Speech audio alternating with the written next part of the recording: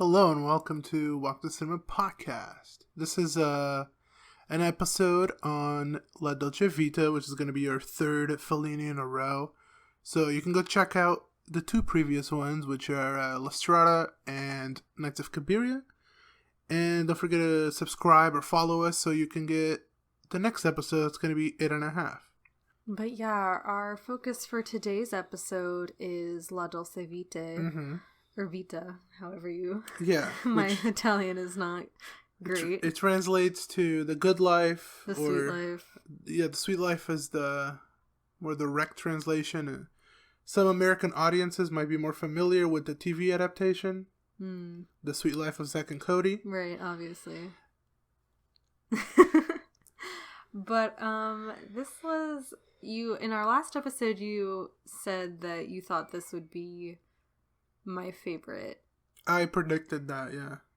Which you're not sure if it is or not. Yeah, I just don't know. I think that because this one's double the length of La Strada, it has more opportunity for me to dislike certain scenes or certain parts. The longer it is, the harder it is to maintain the level, yeah. So I feel like consistently, I think La Strada might be more my style. But this, immediately the opening scene, I feel like you feel differently about this movie than with his previous works. If we're putting this in the Fellini body of work, this is a very sharp turn. Mm-hmm. Knights of Cabiria is episodic, and we follow the days of Cabiria, but this is episodic but completely unstructured. Mm-hmm. And unlike Knights of Cabiria, where we have a lot of reoccurring characters, this only really has 2 or 3. It has his friend and his girlfriend, but everyone else is always new. Yeah. And we're just rotating him being interested in new women every day and having new friends and go to new places.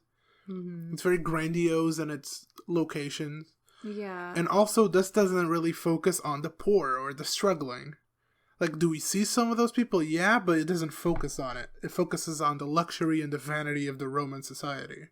Yeah, and it's kind of the flip of Knights of Cabiria, where they do kind of focus on the poor and the less fortunate, where she is one of the less fortunate, and she has a house, and she sees, the cave people, but this is pure indulgence. Yeah, it feels so big.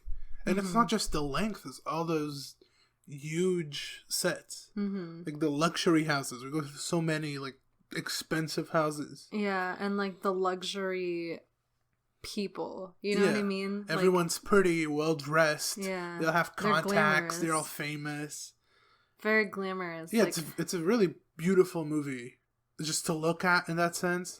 Because everyone is, really well-dressed, and they have really nice cars and really nice houses. And then there's this huge black and white contrast. They really amp up the contrast for this movie. Mm-hmm. It's really sharp and really nice to look at, and it makes it deeper. Yeah. Visually deeper. The black is really dark. Mm-hmm. And then it's just... there's just so many beautiful things to look at all throughout. Rome is beautiful. Especially the more affluent places. Yeah. It's definitely, something different than what he'd previously done. Mm-hmm. And it's not like he completely abandons the way he directs. Mm-hmm. But I feel like this one, he had more ambition with this one, I feel like. Right. And it's also a representation of him. Mm-hmm. His ambition comes from, he's kind of a celebrity director at this point. Mm-hmm. He's the most well-established European director. He's won 3 Oscars. Uh-huh. This movie got nominated for 4. Something like that. And he's a celebrity director. He knows all these other celebrities. He's making stars. He made his wife a star. So the character's ambitious, and Fellini's ambitious with this because it's a representation of himself. He puts a lot of himself into every movie. And he also puts a lot of the actors into the movie. In this case, again, he keeps the name of the actor as his real name. Mm-hmm. And it's just... I don't know, it shows you a side of Rome that at the time was kind of problematic. Which, the end, some people mentioned that it's a murder case that happened in Italy in 53. That was something that put the public onto the party style of Rome at the time. Which, was sexual and alcohol. Yeah. Where there's a lot of things that the Catholic Church wouldn't appreciate. The Vatican wasn't a fan of this movie at all. Well, yeah. Well, because he does, kind of point out that you still have Italy, which is a very religious place. And, still is. Yeah, but even this, it was still, even more so, I'd say. Yeah. And you have the opening scene where there's a Jesus statue being flown in on a helicopter, and then you have the paparazzi guys, following it in a different helicopter to try and get, photos, even though that seems... I feel like that is kind of like a tame thing that the paparazzi does in this, and it just keeps getting worse and worse and worse as the film goes on. Because, we don't have a name... They didn't have a name for those guys... Right. Yet. Paparazzi came from this movie. Fellini coined the term paparazzo, which paparazzi is plural. Yeah. Which, when you don't have a word, you also don't have a plural. But, yeah, it's crazy to think how influential this was. Yeah. Not only to cinema, but to, daily life. Yeah. But in this, you really see how bad the paparazzi can get. Because, at the beginning, they're just following a statue.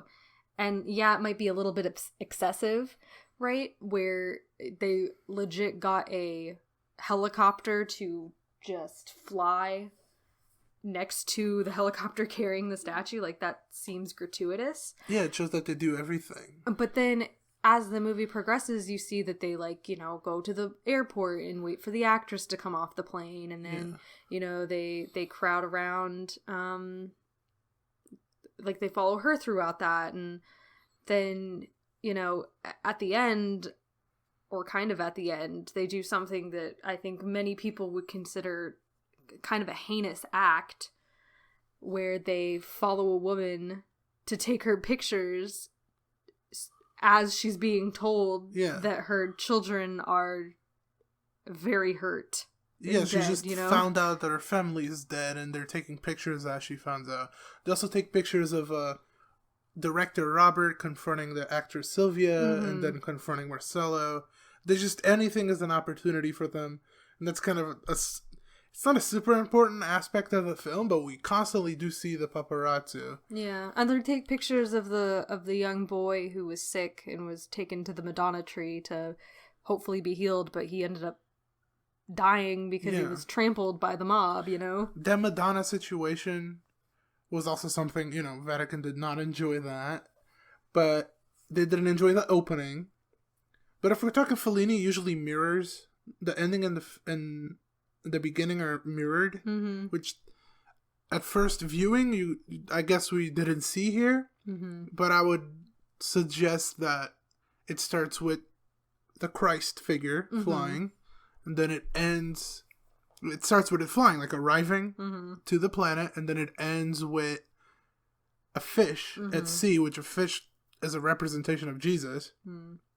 And I think that's Fellini implying the death of Christianity, at the same time representing that murder case of the woman that was murdered or killed because of her lifestyle in Rome of sex and drugs and partying. That's the death of Christianity, maybe, to Fellini. Interesting. Yeah. Because I saw it. I did not get that, but I do see how that could be a conclusion that you could make. My thing where I was like, oh, it's kind of like the beginning where he's on the helicopter and he's trying to talk to the ladies, and they can't hear them. Yeah, they that can't hear mirror, them. And we see the young waitress that we saw in the little very young waitress. Yeah, the little intermediate thing. Day 4, I guess, because this is pretty divided into 7 days. Even if there's some debate, some people don't think the days are always following each other directly. Yeah. But it is 7 days regardless. We see night and day 7 times. That's its kind of structure, I guess. I don't know. Yeah, it is kind of 7 days, which I've seen people talk about, like, what that could represent. Like, is it the seven deadly sins, the 7 days of creation? You know, I mean, it could be any of those things. I don't know what has a better argument for it. Yeah, but there's a lot of Christianity talk in this. It is very silent. You gotta really, like, be looking at it or reading about it, I guess. But yeah, this movie ends up being a lot deeper than it appears by watching. Yeah, and I feel like Marcelo, the character, is so repugnant. He's just frustrating sometimes. And he's a bad person. I mean, there's no way around that. And you see how he kind of, I don't know, with his friendship with Steiner, especially, the man who ends up killing himself and his children, it seems like he admires him. Yeah, in a way. In a way where he likes that he's able to write and, like, has all these glamorous friends that he has parties with, but then Steiner, you know, kind of has that moment of warning him against in the balcony, the way his life is. And I think that Marcelo takes that as, like, the wife and the kids. Like, he doesn't, like, you know, I don't know. That's kind of how I saw it. Well, Steiner was very much depressed. Yeah. That was the foreshadowing. He says he's very small, right? Which we hear later again on repeat. He also says, "Hey, my life is not all that. Maybe you shouldn't do this." Yeah. And then he does kill himself. So I don't know. That part does hurt Marcelo, though, because immediately he follows with the party where Marcelo is just a loose cannon. Yeah. He gets drunk. He beats up on a woman and.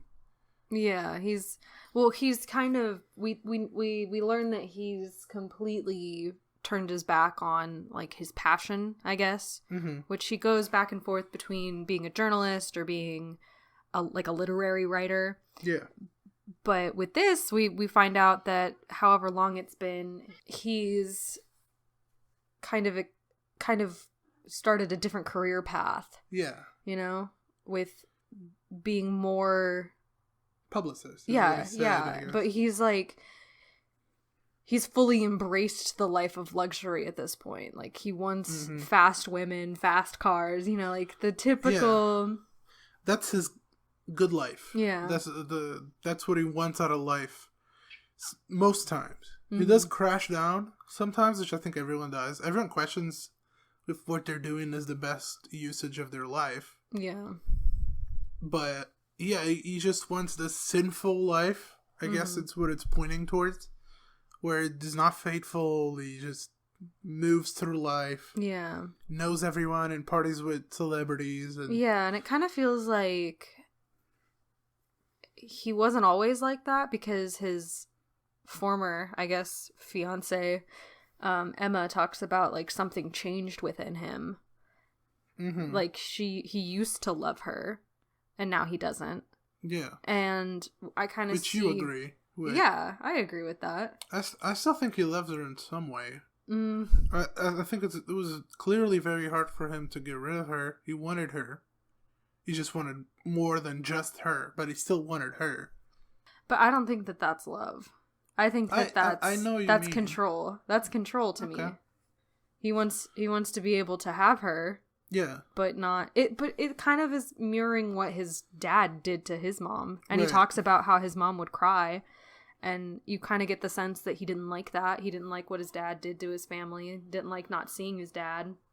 Well, you also see that his dad is still the same. Yeah. Still a womanizer, party goer. Travels all the time, even when he just wants the good life. He wants to have these earthly pleasures, I guess. Yeah, but I feel like, I don't know if Fellini makes this conclusion, but I feel like I make the conclusion at the end of the film that that's, like, not a fulfilling life. Yeah, I think it does conclude that it's not fulfilling. I very strongly believe that the end is Fellini's representation of the end of Christianity as, like, a moral for the people of Rome, in specific Because yeah, it's an Italian movie, but it's a movie about Rome. I could see that they're moving away from. I think Fellini did feel like they were moving away from the values of church and the values of Christianity, and I strongly believe it is a representation of the end of Christianity for the Roman populace. Yeah. I could potentially see that. It definitely is, just a movie filled with luxury. And I feel like at the beginning, when you see all these, glamorous things and blah, blah, blah, you're kind of like, oh, that'd be kind of fun to, experience, I think that's the point. Rome nightlife. And then as it goes on, you're like, good this is God. sad, yeah, this is so much. They're all old at this point. Like, they all have gray hair and they're still, partying it up. And they're only impressing each other. Yeah, no one else's kid cares. Yeah, and we see that with the representation of Sylvia. I think she's the most important woman in this for him, because she represents American families, even though she's not American. She's an American actress. She's not an American actress. She's an actress in America. Yeah, I think she's a Swedish American. Yeah, and her values are very vain, and she's like a bimbo. She's not very smart. Doesn't appear to be very smart, at least. She could be. I don't know her. But yeah, that's kind of like what the beginning is portraying, right? It's like she floats through life. Yeah, look at her and how nice this is. Like, how nice is being Sylvia? How cool would that be? And then you realize it's not that great. Like, it's great maybe for the week, but at the end of the week, you're just kind of tired of it all. Because I think Marcel is just exhausted at the end. Yeah, and I do agree. I don't think that this takes place within 1 week, because I think at the end it is kind of, well, the 7 days might, but then I guess the ending is kind of an epilogue, and I think that takes place further away from a majority of the story. Okay. Because his hair is gray, I think that would represent. And he's changing his career. It wouldn't just take him a night, but yeah, I mean, regardless of if it is the end of the week or if it's just later, he's exhausted, and we can see that this life is not going to be long for him. Yeah. It's not being alive, but, being this... Yeah, the sweet life isn't all what it's cracked up to be. Yeah, it's a great movie. I think it's Fellini's most interesting movie, in my opinion. I know 8.5 is really, just held highly as this masterpiece, but this is so interesting. And knowing his work is just such a sharp turn, but it's still such a smart screenplay. No matter how more beautiful and unstructured it is than other films, it's still so clever at points, and it gives you so much without showing you much, which is what movie telling in film strives to be. Yeah, everyone wants to be that. Everyone wants to be smart enough to make a movie that, without telling you what's happening, leaves you with deeper impressions. Yeah, and I think he definitely has cemented his stake here. Yeah, at this point he's already a celebrity. Yeah. And that's maybe why he can take this sharper turn and just use a brand new cast and a brand new vision of filmmaking and still be so successful at it. And I mean, financially this did very well. Yeah. Which most of his movies at the time did. Yeah, and I feel like a lot of actors and directors are influenced by this movie, probably in particular. Yeah. In Fellini in general, but Oh, 100%. I know La Strada's super influential. You watched Alexander Jodorowsky, and La Strada's obviously influential. And then movies like this are influential to Scorsese. Scorsese obviously loves Fellini. I mean, everyone does. I know some people don't really like him because it is unstructured. It is not easy. And I'm not saying you're not smart if you don't like it. You can actually get everything it's saying, and that's why you don't like it. Because it is vain. Yeah, it's very vain, and I think that, again, I think Fellini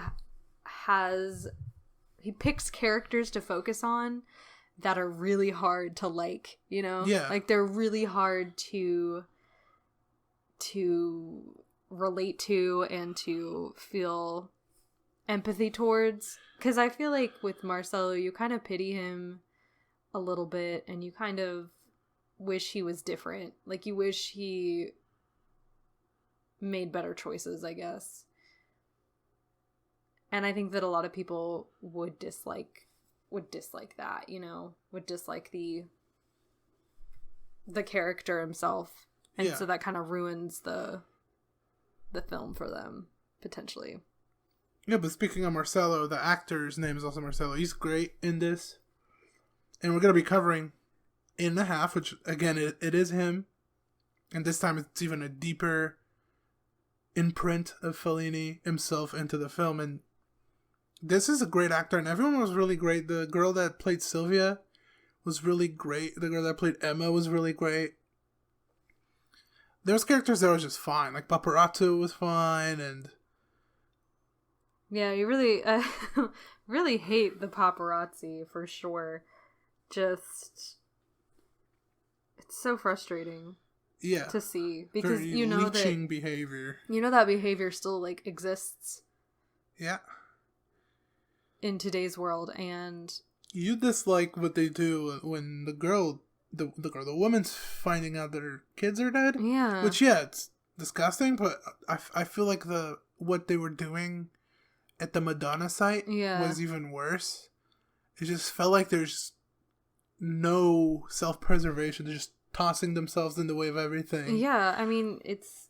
Both scenes, I feel like, are atrocious for those things. And again, I guess that goes back to, like, the declining morals of the population of Rome. I do think this movie is more about Rome than it. Of course, it's a huge character study and a very successful one, but it's also such a study of Rome and, like, different parts of society and how corrupt everything is. But at that scene, we see people that the kids are lying, right? Like, that's the assumption. Mm-hmm. But people really want to believe in something. Emma wants to believe in something. Yeah. And that's why they go to this really, like, kind of feels unsafe place. Mm-hmm. Where you get stomped. Yeah. Well, yeah, and it talked about how, like, some people were believers and others were just curious. Mm-hmm. There's a lot of people just looking. Yeah. But then, you know, that turns into a child dying because of the chaos that was created because of that. And, you know, no one... Yeah, there's people that are mourning, but it's like you didn't care enough to prevent this. No. Or, you know, stop. Yeah, it's fake. It's fake. There's a lot of fakeness. Mm-hmm. There's a lot of fakeness throughout. This is a very iconic movie, though. And it's constituted of iconic scenes, and this is one of them, but I think even more than that. The fountain part with Sylvia, that's really iconic, and that was a hard one to shoot. Like, that was very cold water, very dirty water. They had to, like, change the water out. They had to give Marcello, like, a wetsuit. So, like, that was a hard one to do. And then there was also the big castle. Castle was really cool. Yeah. And then, of course, like, towards the end, like, the last night at the beach house was also really cool. It's really iconic, even though it's like Marcello just being a pig a lot of times, and like everyone's kind of like shitty.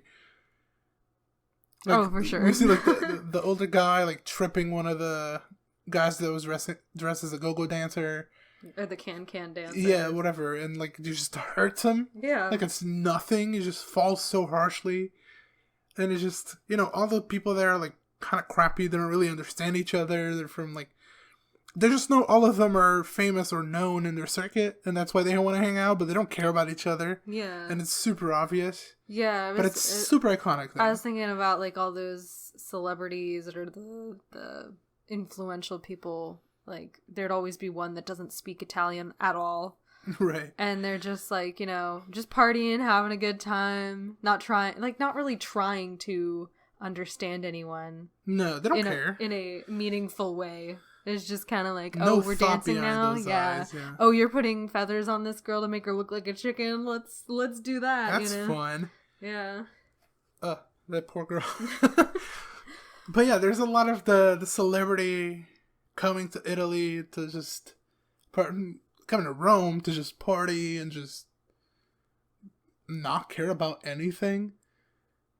Like, we see Sylvia again. I keep coming back to Sylvia because I think she's so iconic, and she's gonna be in the thumbnail for like the Spotify and stuff. And she's just so silly. Grabs a cat, puts it on the floor, goes into a public fountain. Yeah, she just like I said before, she goes through life floating. Yeah, where there's nothing tying her down. Like she's a famous actress. She keeps almost kissing Marcello and then getting distracted by the stupidest things. Well, her hat falling off is probably not stupid. It's probably an expensive hat, but she can afford it. Yeah, this movie's so iconic. We could talk about it for like probably 5 episodes worth of material, but we're not going to do that. Why don't you say what you gave it? I gave it a 9 out of 10. I in the previous episode, Nights at Cabiria, I said that was my favorite, but this could change it again. It didn't. I've seen this movie on a big screen at an Italian film festival. It was a really cool experience. It's really pretty.